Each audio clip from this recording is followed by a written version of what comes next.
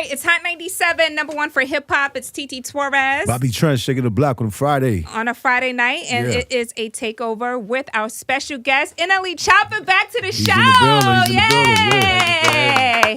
Right. The last time we spoke, it was via Zoom in the height of the pandemic. So I wasn't there for that day. That was one of the days that I missed for whatever reason. But so you farm. Yeah, I've tried to get into it.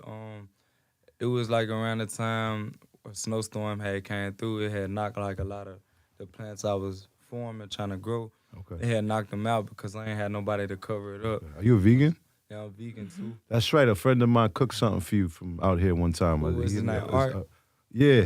That's my from boy. Jersey City. Yeah, he too hard. Yeah, he's been trying to cook for me too. He showed me. He's I didn't vegan, realize. by the way. Oh, I'm vegan. I'm alkaline. Yeah. Alkaline vegan. Yeah, that's what's up, man.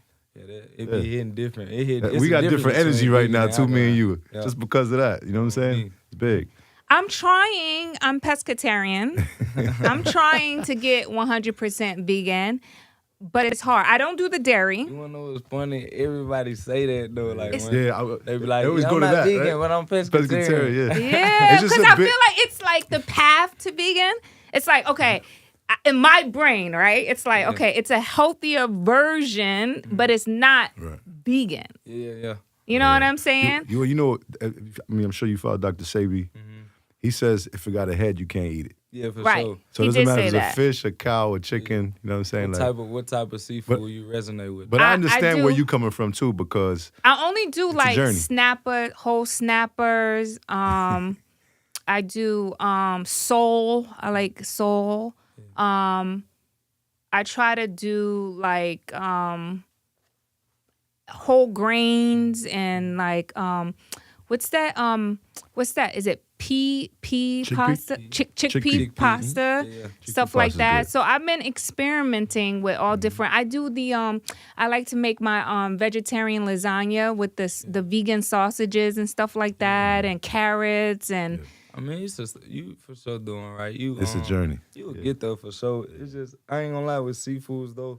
Like a lot of the fish, they carry so many parasites and stuff too at the same time, and they real high in mercury. That's not good for the body also. So, you know what I'm saying, but any type of thing you do to challenge yourself is always better because it's just letting you know, like, boom, you can challenge yourself to do certain things, like.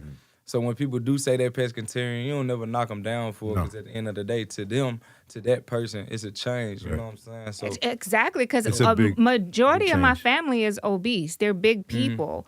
And I grew up very poor. And I think when you're from this environment, they don't put a lot of resources in the hood, farming and stuff like that. And so... we had like it's the trap. We had pork and beans and franks every night. We had like ramen noodles and stuff like that. And I feel like, and it's so expensive to eat right, you know. And now just looking at my mom, she in her 60s and she got a lot of health issues, and I know that's from diet. And my father-in-law, he's 93, and he completely changed over his diet, and so it has no health issues. So it's like it's also a systemic issue in our communities. Definitely. It's definitely systemic. Also informational because something you said, a lot of people think that it's expensive to eat that way when it is if you're going to eat out. The restaurant's expensive, right? Yeah, that's what I was about to hit on too. Yeah. Also, like, I feel like with being vegan or alkaline, you know what I'm saying, that's where discipline plays a part in it anyway, because the immune system is not made to eat like 3 meals a day anyway. You're really supposed to eat like 1 meal a day at the safest. You're honestly supposed to eat like once every few days. Like every 3 days you eat a meal, like have a big meal in moderation. I implement fasting a lot because I just know like the same way I have a brain up here, it's the same way you got a brain and immune system that tell you when to use the restroom or when you have to throw up or stuff like that. So, you know what I'm saying? So you do intermittent fasting. Yeah, I do fasting. I be trying to do it a lot while I'm on the road, which it be kind of harder because I'm moving here, moving up. But when I'm settled, I'm implementing fasting. And mama be like, you skinny enough. I be like, it ain't for to lose weight. It's for like, she be when looking I turn out. 60 and 70, I'm going to still look this way. I'm going to still You're going to still look good. Yeah, I love that about you. I liked you more from our last interview, man. I felt like you are maturing as a person and as an artist. Like when you first came out, you know, when I would watch your videos, you know, it was just all turned up 24/7. And I see your transition as a person as well as an artist. Yeah.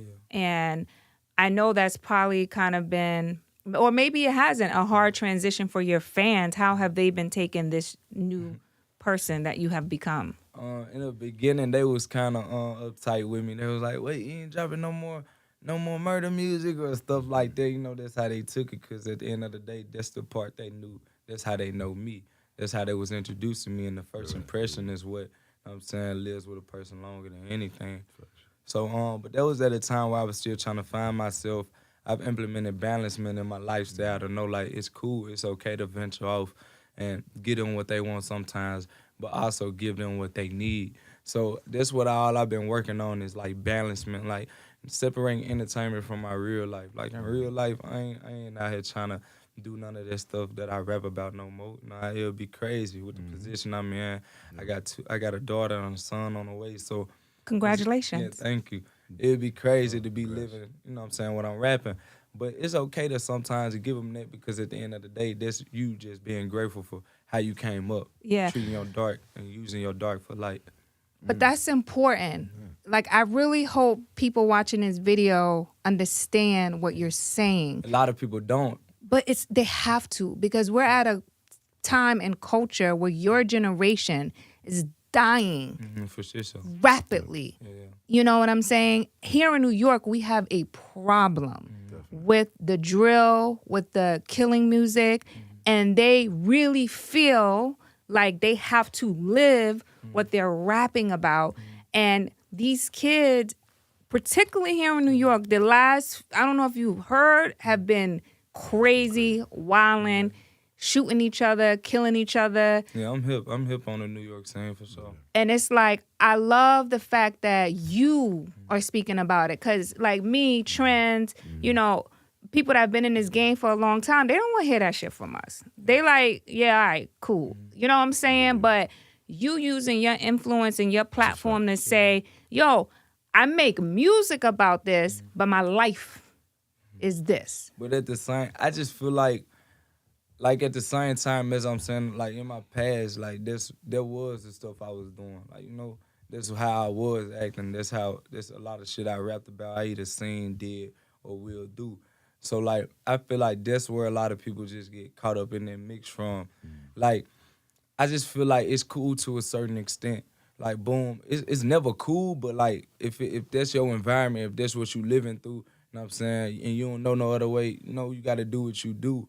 But once you get in the shoes I'm in the position I'm in, where you can change everybody's life around you, I mean, yeah, rap about it, but don't always be invested into that. Create balancement. I feel like that's one of the things that's going to separate me from a lot of the people in the generation that I rap with. You know what I'm saying? No disrespect or anything. I just feel like that's what's going to put me in that category that's, like, untouchable, because at the end of the day, I know the grip I got on the youth. I know it.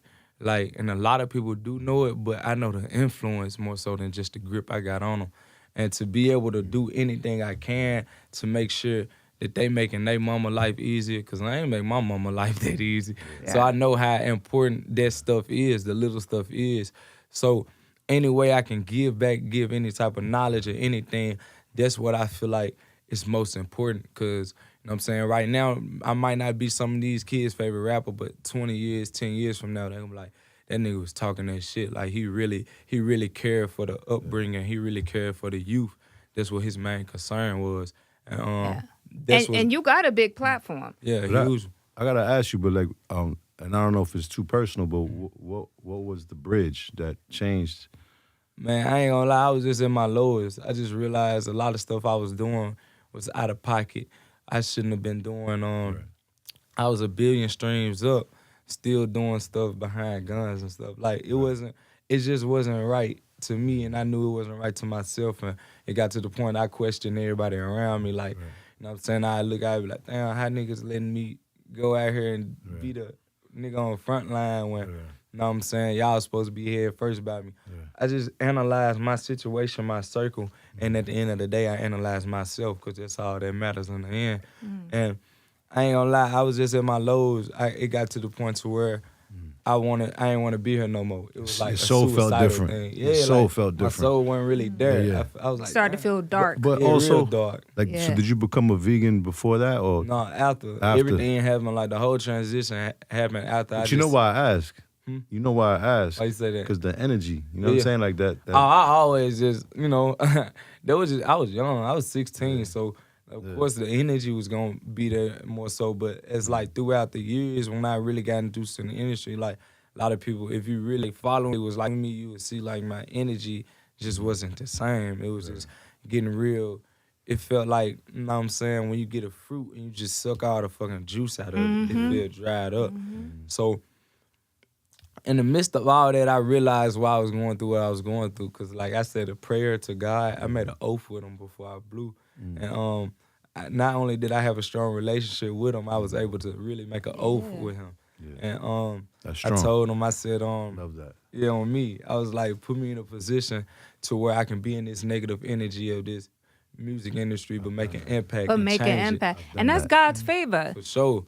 Same conversation. Like that, not to get deep, but you got to know, sometimes God put a favor over your life and you don't really understand it at the time, and you have to go through the darkness to see and understand the favor he has over your life, man. And you may not understand it when you're young, you're 16. Then all of a sudden you get in this position, the money start coming, and your life start changing, and you questioning like, damn, why me? And then you don't really know, but then God will send little things your way to continue that. Like, you're like, sometimes you think, all right, this is just coincidence. And then he do something else that surprises you, and you're like, nah, like something really going on. What's crazy was like, it was when I was in the middle, like after I made that oath with him, I told him, like, put me in this position and I'm going to change, I'm going to make sure everything good.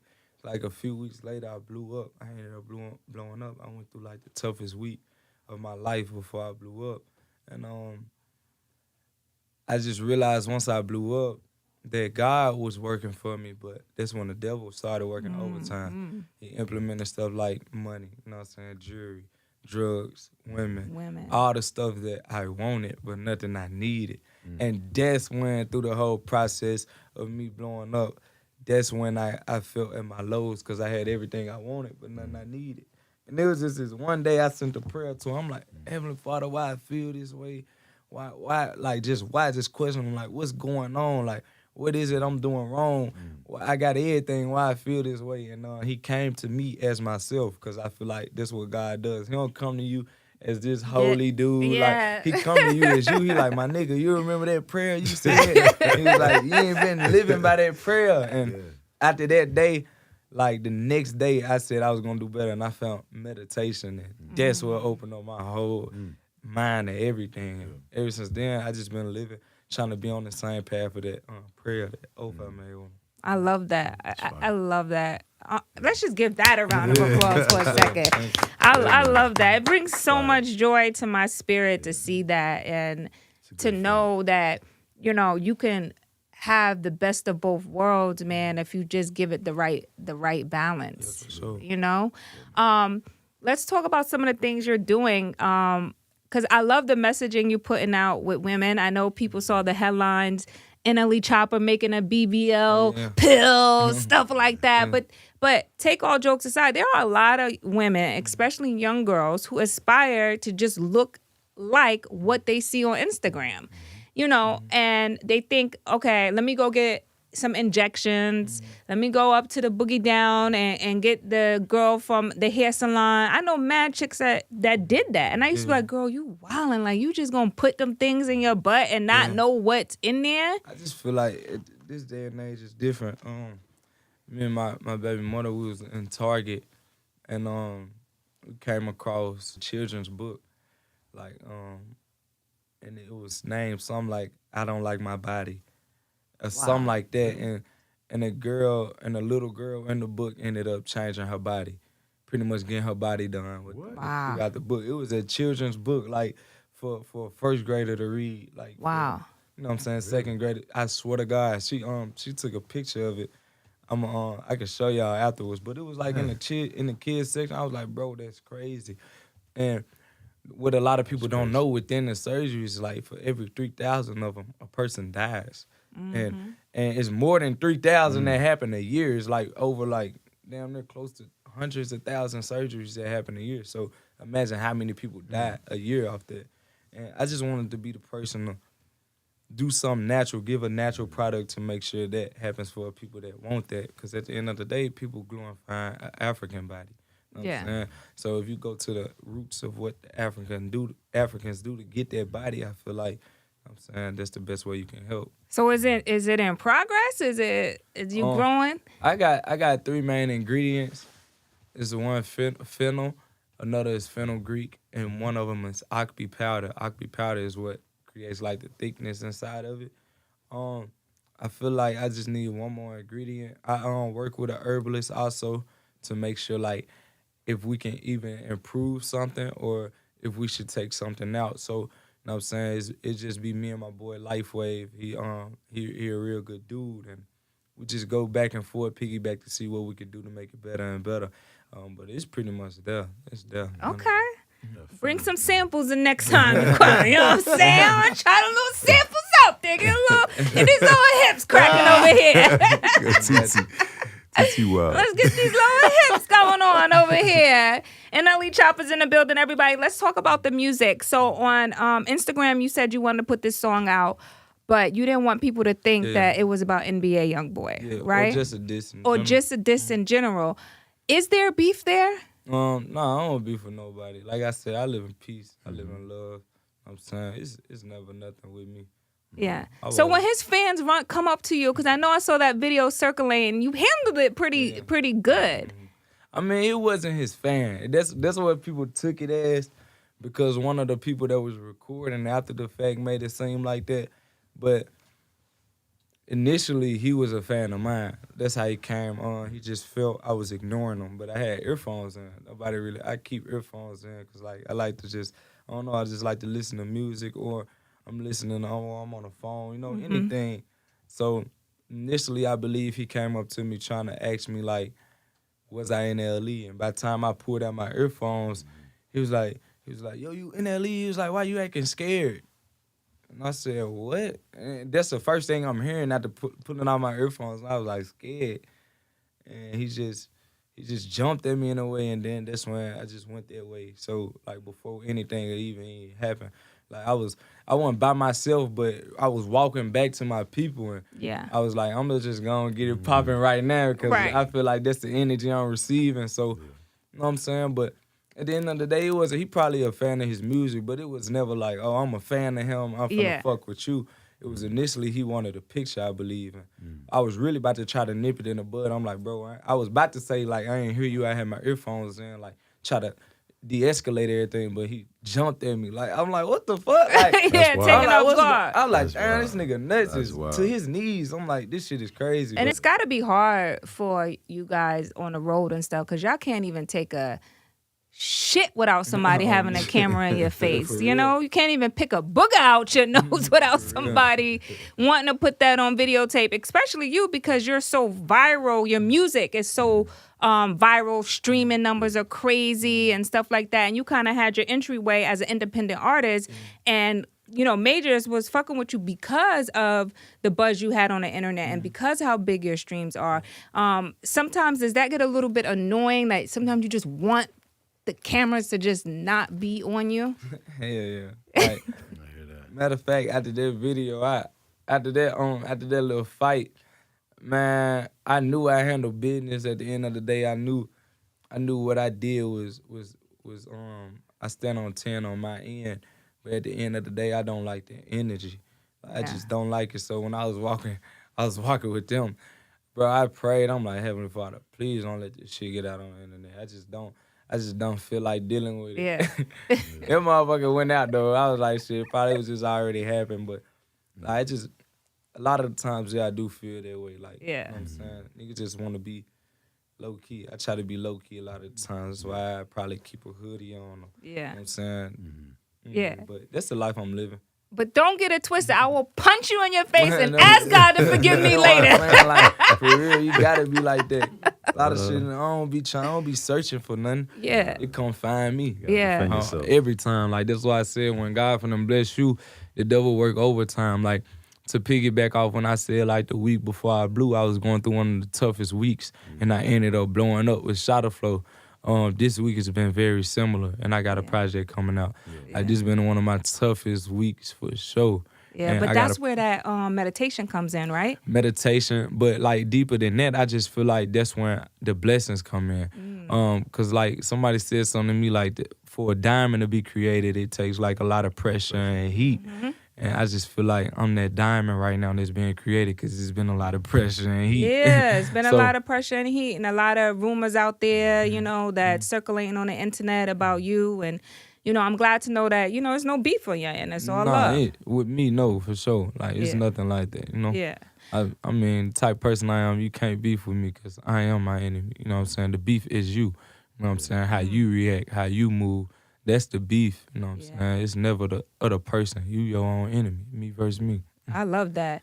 Let's talk about one of my favorite freestyles from you was the Spot 'em Got 'em. Yeah, beatbox. Oh my God. Crazy. Out of all the freestyles that dropped, that beatbox one, you ate. Appreciate that. Thank you. Like, you walked on that beat to the point, like, let me tell you, my son, you know, he's playing with learning how to DJ.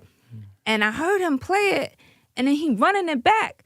And I'm like, that sound like NLE Choppa, but damn, he really eating on this joint. Her son's DJs, by the way. He's 10 years old, right? Yeah. That's crazy. And so he kept playing it back, and I'm like, hold up, wait a minute. Like, that's DJ Matt. But sometimes, no, I could hear stuff from him, and I'll put it on the radio, because I'm like, nah, if he's playing it back like that, it's got to be something there. Like, with the youth that I need to be on top of. But, like, tell me about that freestyle. Like, did that just come off the dome? Because it just felt like you went in a booth and became Superman with that freestyle. See, that's the thing with a lot of my new music that I've been working on. I write now. I pen and pad. I don't never go in a studio unprepared. I listen to the beat.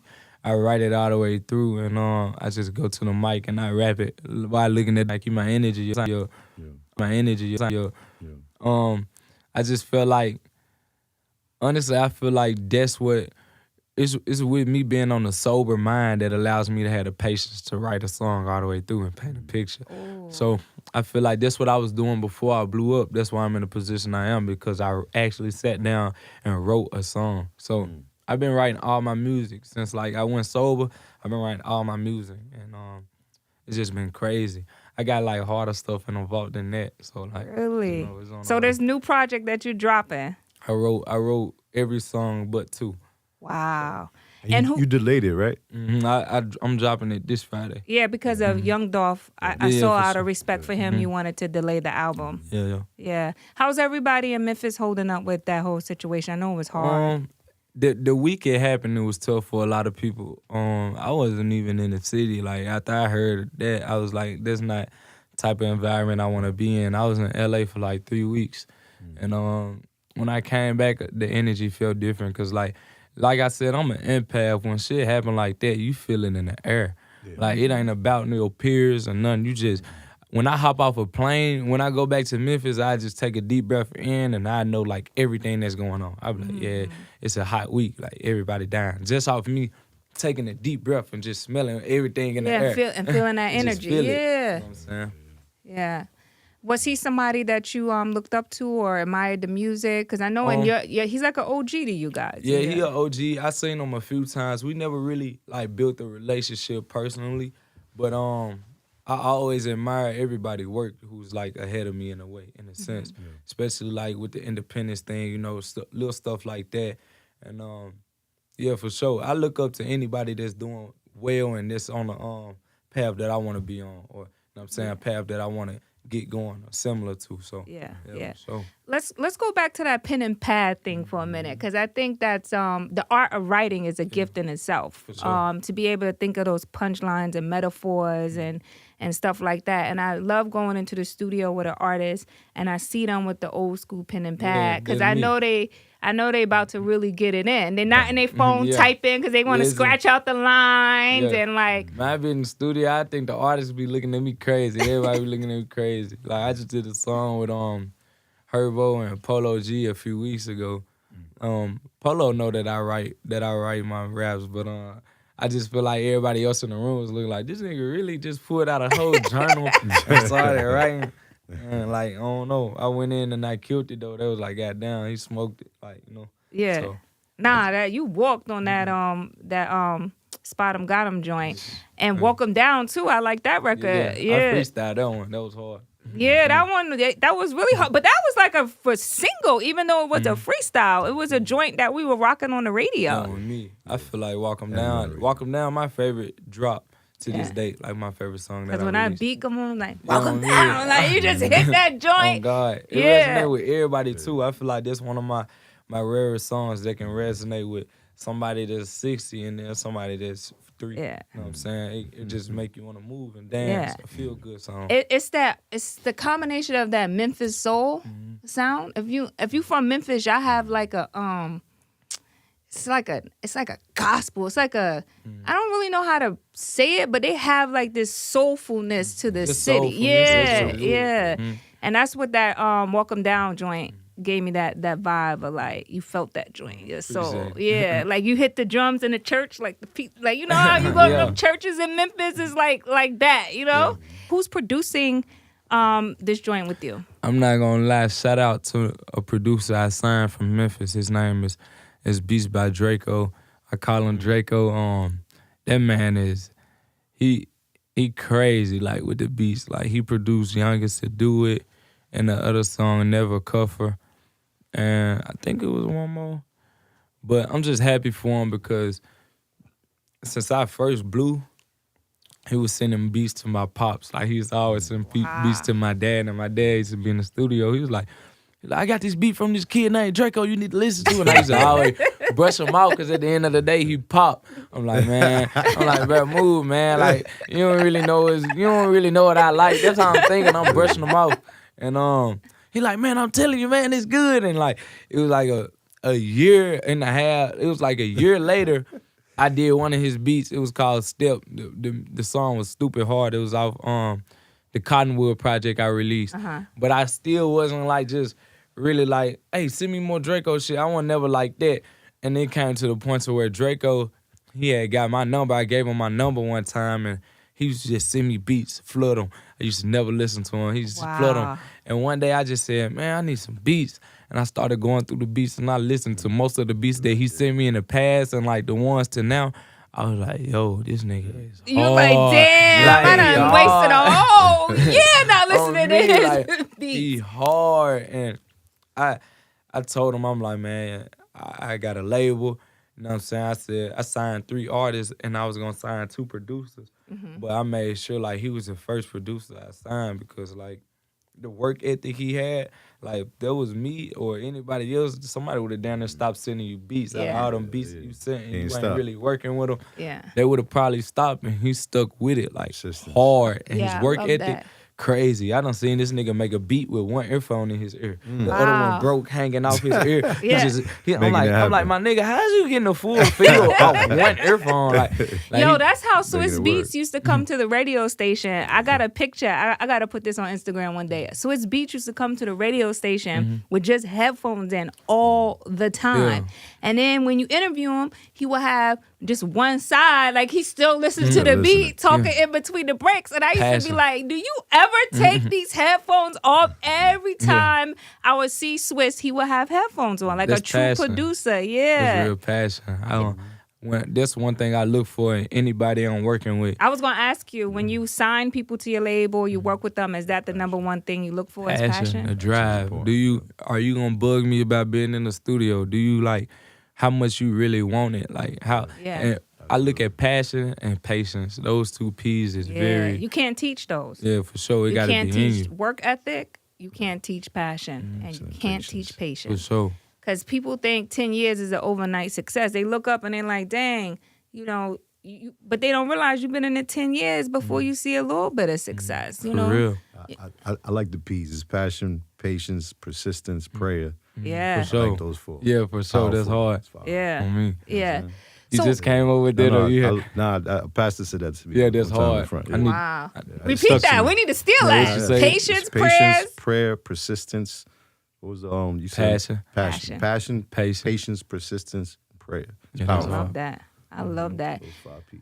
So I'm curious. So you have your daughter and then you have your son on the way. What type of dad are you? Are you like the soft-hearted dad, especially with a little girl? I'm gonna be like this. Like, I want my kids to be my best friends, and I want them to be. I want it to be. Man, I hate doing shit like that when you try to reverse shit because I don't never say the words right. I want to be my kids' best friends, and I want my kids to be my best friend. If I said that right, because at the end of the day, I feel like developing a friendship with any situation, like with a girl or with your brother, your dad, developing a friendship before anything is what's important, because they'll let you know anything. Yeah. They'll come to you about any problem. You know what I'm saying? Never be too hard on them, because at the end of the day, it might be something that really burn them up and eat them up inside, but they scared to come to you with it because they're not a friend. Yeah. So I just want to be best friends with my kids. Like, not too serious, but letting them know the serious stuff is serious, and never whooping them, but raising my voice a little bit when they out of line. So like, you got one and one on the way? yeah, I got a daughter, and her name is Clover. And you know what's funny about my daughter? Clover with the the clover, the leaf is associated with being lucky. Yeah. And then my son on the way name is 7. So I'm just calling him the Lucky 7. I'm like, come on, Lucky 7. And it's gonna Little be basketball team. Lucky Sevens, come on, let's go to practice. Lucky 7. But no, I love that. You know, one of the things I always say as a parent is I don't want my son to fear me to the point where he can't come to me when things are difficult. Yeah, I for want sure. him to always be able to be like, you know what? I don't know how to navigate. Let me go ask my mom or my dad. I also want him to be his biggest advocate for himself. And I think one thing that I learned growing up is like I never advocated for myself. I let people put their projections on me and tell me, even like a woman in this industry, I used to allow people to say, well, she's just this or she's that. And then you put into this box that society has laid on you. And so the one thing I try to teach my child is always be your biggest advocate. Even in school, even when the teacher may make you feel like you should be this, in a respectful way, tell her why you shouldn't be this. Yeah, for sure. You know what I mean? And even if you feel like you need a moment to step out of class, to take a break, get a glass of water, or you feel a little overwhelmed, advocate for yourself and say, hey, I'll get back to this. I need 5 minutes, and that's okay. And so that's one thing I really try to teach my children. Yeah, for sure. They'll always, you know what I'm saying, have the utmost faith in themselves when they act like that or when they move like that. And have confidence. Yeah, that's good. That's real good. I think in our communities, you know, we go out into the world, it's like they chip at our confidence, you know, and tell us why we can't be. He's going to get it natural because he watches you.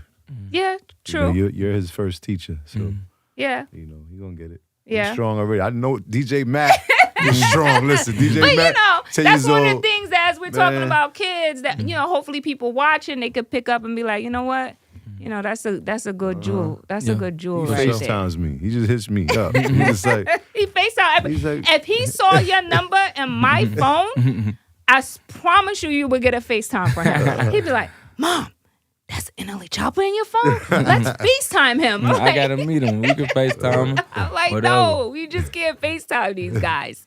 Like, he loves it. Listen, I really enjoyed speaking with you today. I could sit here and talk to you forever. You're like one of my favorite people. Like, just in general, last time I talked to you, I'm like, I didn't know much about him, but I walked away from that interview like, I really like this kid. Like, I like him as a person. You have a lot of depth to you. And if you can aspire, like, what do you see for yourself 5-10 years from now outside of just music, but just visualize what you want to become? What is that for you? It's just gonna be I explain it as biblical. I can't really say the word, but y'all know what I'm trying to say, but biblical.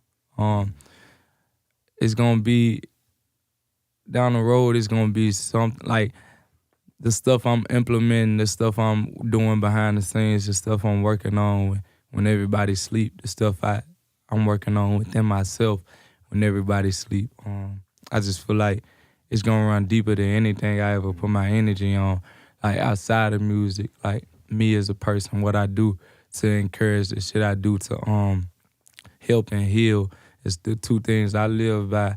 I just feel like that's what's gonna really set my career as a legend. That's what's gonna really move my career. Like, it's deeper than music with me. It's just being like a helper and a healer. So I feel like 10 years, 5 years, I'm gonna be a billionaire just out the simple fact I deserve it. You know what I'm saying? I'm gonna be a billionaire out the simple fact I'm gonna give back. I'm gonna be a billionaire out the simple fact I know the type of money I'm gonna put into certain things that will help our communities, that will help, you know what I'm saying, us as a people, us as I'm saying black, melanin, Latino, Hispanic, Black whatever and brown makes people. Yeah. Yeah. You know what I'm saying?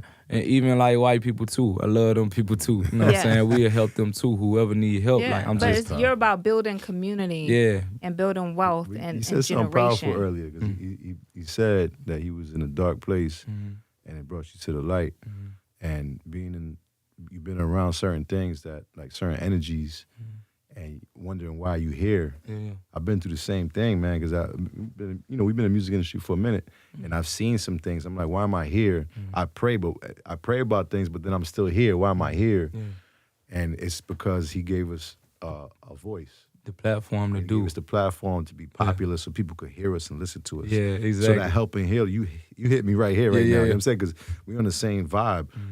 I want to farm. You know what I'm saying? Like you growing stuff. You know what I'm saying? It's crazy, but I appreciate you here today. No, And y'all appreciate should connect y'all. on the We farm. need to talk. We already got a mutual friend, an artist. So he as a cook. You know what I'm saying? Like, cook. Nice. I don't know him well yet. If you want to transition, I hit him. Okay. Like, he done been in my house cooking before, so I trust him. He a real good dude. Good. Well, I love it. And everybody, the project is out right now. Make sure you stream it. And Trend, you're going to get some stuff on. I'm going to get all these joints on real quick. So. All right. It's NLE Choppa, everybody. It's a Friday night takeover. And thank you so much for joining us today. Love, light, and everything beautiful for you moving forward. All right. It's Hot 97.